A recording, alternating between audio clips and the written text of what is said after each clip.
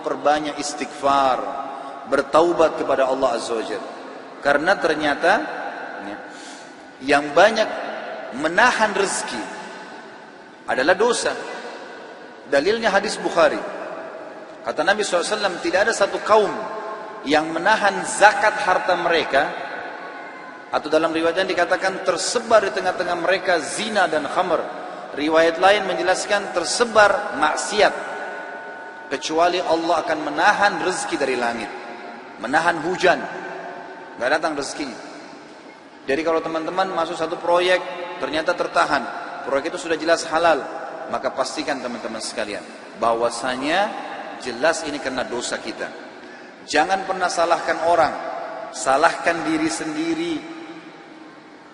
Tidak ada istilah dalam Islam teman-teman sekalian rezeki kita diambil orang lain. Saya ulangi, tidak ada dalam Islam istilah rezeki kita diambil orang lain. Demi Allah nggak ada. Kalau ada di benak anda saat ini, hilangkan itu. Pernah ada seorang pengusaha masih muda di Surabaya, waktu saya sudah jelaskan tema tentang kenalilah Tuhan kau akan bahagia, masalah tauhid, pengenalan Allah. Dia datang kepada saya lalu dia mengatakan, Ustaz, saya sama teman-teman saya ini semuanya pengusaha. Ada 4-5 orang. Kami sama-sama masuk, semua punya perusahaan, sama-sama masuk ke satu proyek. 4 teman saya semuanya dapat, Ustaz. Saya sendiri nggak dapat. Dan kalau dilihat dari sisi ibadah, saya lebih baik daripada mereka. Karena saya hadir pengajian, mereka tidak. Saya tahu mereka. Saya sholat, mereka tidak sholat. Bagaimana memahami ini supaya saya tidak sangka buruk dengan Allah? Apa jawaban saya teman-teman sekalian? Satu kalimat. Belum rezeki anda. Bukan rezeki anda. Kalau sudah rezeki anda sampai pasti. Nggak mungkin tidak. Nggak ada ceritanya orang lain ambil rezeki kita. Nggak mungkin. Mustahil. Gitu kan? Ibnu Qayyim rahimahullah teman-teman pernah melihat seekor ular buta di sebelah dia lagi jalan. Ular buta ini kelihatan kena selaput matanya warna putih. Lewat di dekat Ibnu Qayyim. Ibnu Qayyim lihat kebetulan dengan hikmah Allah. Lalu dia bilang ular ini buta.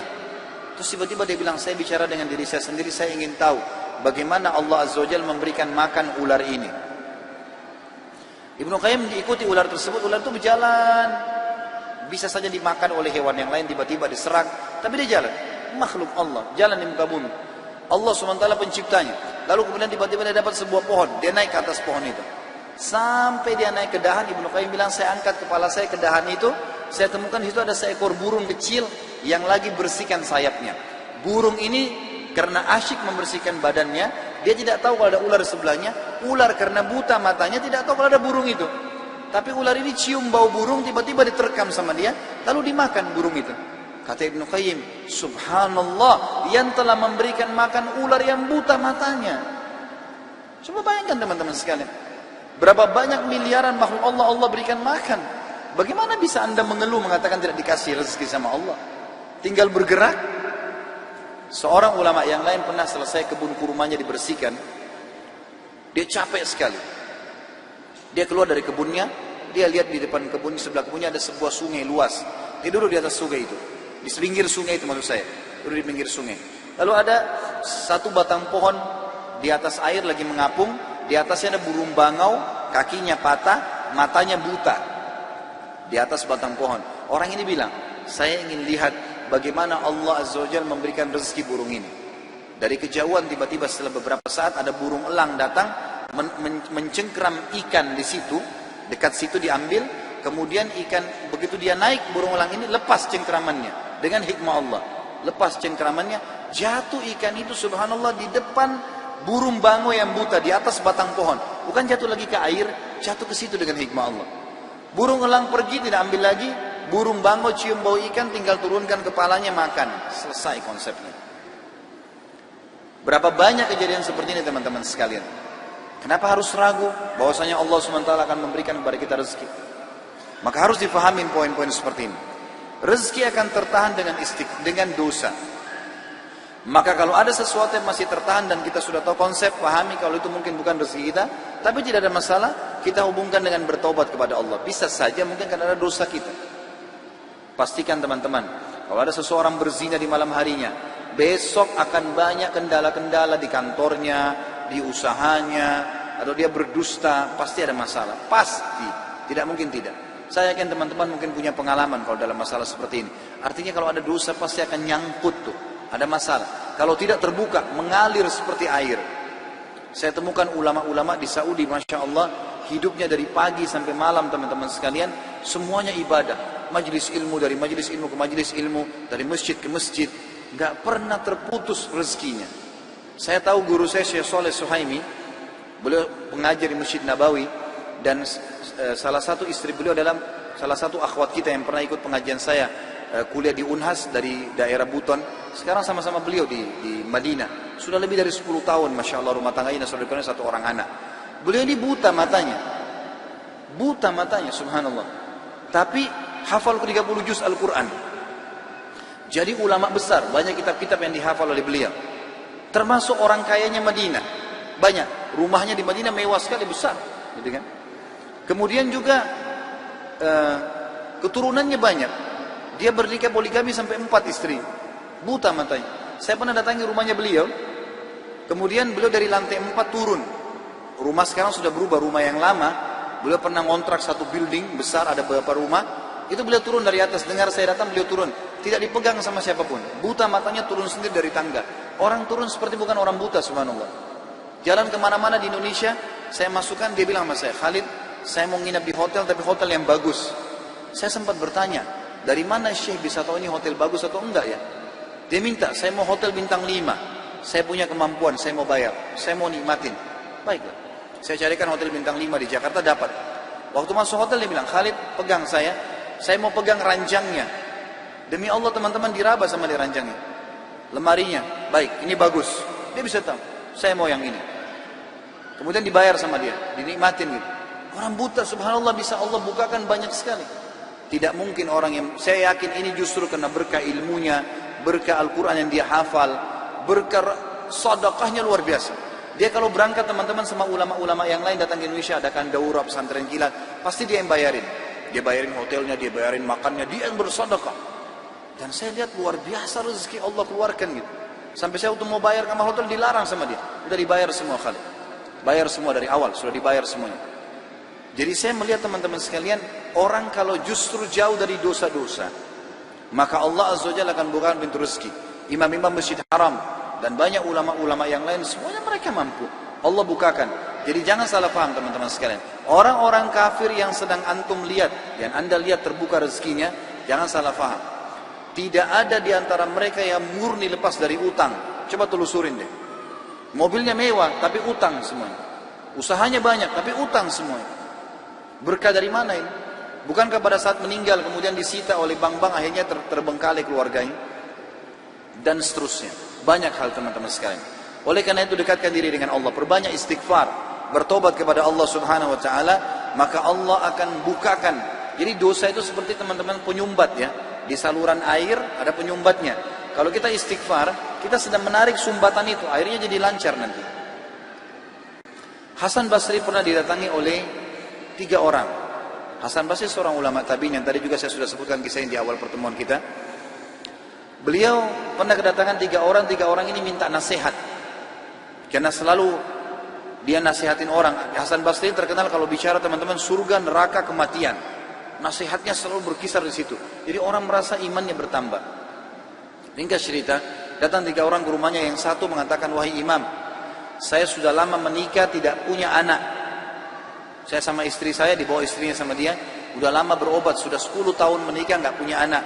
Dan sudah berobat sana sini sama tabib tidak sembuh-sembuh. Apa saran anda? Sudah ikhtiar. Kata Hasan Basri, perbanyak istighfar. Bukan baca ya, perbanyak istighfar. Orang ini pergi. Kemudian masuk orang kedua. Hai imam, saya sudah lama sakit. Di perut saya ini ada penyakit. Sakit, kalau sakit itu luar biasa. Sudah berobat sana sini nggak pernah sembuh. Sudah ikhtiar. Apa saran anda? Kata Hasan Basri, perbanyak istighfar. Lalu yang ketiga mengatakan, masuk orang yang ketiga, wahai imam, saya sudah lama bekerja keras. Tidak pernah kaya seperti fulan. Ditunjuk orang kaya di kampung itu. Maka saran anda apa? Dia bilang perbanyak istighfar. Perbanyak istighfar.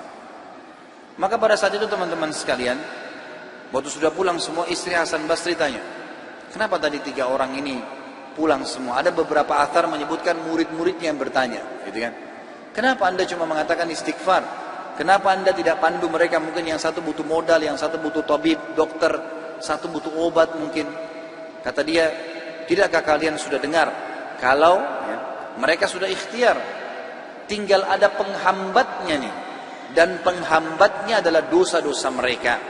Dan Allah sudah berfirman dalam surah Nuh, surah nomor 71 ayat 10 sampai 12. A'udzubillahi minasyaitonirrajim. Nabi Nuh berkata kepada kaumnya, faqultu astaghfiru rabbakum innahu kana ghaffara. Aku berkata kepada mereka, Nabi Nuh berkata kepada kaumnya, istighfarlah kalian, mohon ampunlah pada Tuhan kalian, karena dia maha pengampun, dia suka kalau kalian tobat tuh. Ayat 11-nya, yursilis sama alaikum midrara. Mereka atau pasti Allah akan turunkan dari langit hujan yang lebat. Dan kita tahu hujan adalah sumber kehidupan manusia. Makna letterletnya, makna tadabburnya adalah, makna tafsirnya, dia akan turunkan dari langit rezeki-rezeki yang midrar. Midrar itu bertubi-tubi. Ayat 12-nya, wa yumditkum bi amwalin wa banin wa yaj'al lakum jannatin wa yaj'al lakum anhara. Dan pasti dia akan memperbanyak buat kalian. Yumdit, mad ini artinya mendobelkan, melipat gandakan. Dan pasti dia akan melipat gandakan, menambahkan buat kalian keturunan, harta-harta, amwal dan keturunan. Serta dia akan melebatkan kebun-kebun kalian dan akan memperbanyak sungai-sungai kalian, sumber air kalian. Imam Ahmad rahimahullah pernah didatangi teman-teman sekalian oleh seseorang. Maaf, Imam Ahmad pernah di akhir hidupnya, ini kalau teman-teman yang pernah dengar kisahnya, maaf saya ulangi, karena memang berhubungan dengan poin ini. Pernah Imam Ahmad rahimahullah di akhir hidupnya dia tidak tahu kenapa dia harus mendatangi sebuah tempat. Lalu kemudian dia pergilah ke sana. Setelah dia tiba di kota itu, tiba waktu maghrib dia masuk ke sebuah masjid, lalu dia sholat maghrib. Habis maghrib beliau duduk rahimahullah dengan membaca Al-Quran. Imam Ahmad ini kalau nggak salah meninggal tahun 240-an. Salah dari 4 imam madhab ya. Imam Ahmad rahimahullah masuk ke masjid, kemudian beliau duduk sholat. Maghrib dulu mengaji, sampai isya beliau sholat isya berjamaah. Karena tidak tahu kenapa datang ke kota itu. Lalu kemudian beliau ingin istirahat. Habis sholat ba'diyah isya, orang-orang semua pada bubar. Imam Ahmad ke sudut masjid, lalu dia baring. Marbot masjidnya datang, tanya, wahai imam, wahai syekh. Syekh ini dalam bahasa Arab bisa berarti orang tua, orang kaya, atau orang pintar. Ya, bisa 3 artinya. Kebetulan Imam Ahmad dipanggil syekh di sini maksudnya adalah orang tua. Hai syekh, hai orang tua gitu. Ya. Kenapa anda di sini? Kata Imam Ahmad, saya mau istirahat, saya mau musafir, nggak ada kenalan. Kata dia tidak bisa di masjid. Anda harus keluar dari masjid. Lalu kemudian disuruh keluar. Kata Imam Ahmad, saya didorong-dorong dari masjid, keluar dari masjid. Begitu keluar dari masjid, marbot masjid kunci masjid. Kemudian Imam Ahmad dia sudah pergi. Imam Ahmad baring di teras masjid. Marbotnya kembali lagi. Lalu mengatakan, wahai syekh, ngapain di sini? Dia bilang seperti saya bilang, saya musafir, saya butuh istirahat. Ya. Kata marbotnya nggak bisa. Ini masjid, peraturan nggak boleh duduk di sini. Lalu kemudian didorong-dorong Imam Ahmad sampai ke jalanan. Di sebelah masjid ada satu orang penjual roti. Penjual roti ini lihat kejadian tersebut, lalu dia mengatakan, hai syekh, dipanggil Imam Ahmad, orang tua gitu ya, kesinilah, ada tempat saya. Datanglah dia, Imam Ahmad, lalu Imam Ahmad berkata, orang itu berkata, ini tempat saya usaha jual roti. Di belakang saya jual roti ini ada kamar saya biasa istirahat. Rumah saya tidak jauh dari sini. Anda boleh istirahat. Besok pagi Anda boleh pergi. Dia bilang baik. Jazakallah khair. Imam Ahmad duduk. Imam Ahmad ini karena zaman dulu nggak ada foto, orang nggak tahu wajahnya orang, cuma kenal nama. Nggak kita sekarang bisa lihat fotonya, bisa tahu orangnya gitu. Imam Ahmad bilang ada satu kegiatan orang ini yang unik. Setiap kali orang ini pecahin telur, ambil gandum, ya, tepung, kemudian taruh garam, diaduk, selalu astagfirullah wa atubu ilaih, astagfirullah wa atubu ilaih, terus astagfirullah wa atubu ilaih, terus dia mengucapkan itu. Maka yang terjadi adalah Imam Ahmad bertanya, berapa lama kau amalkan ini? Sudah berapa lama kau amalkan? Kebetulan Imam Ahmad ini di akhir hidupnya ya, sudah sangat tua. Orang ini juga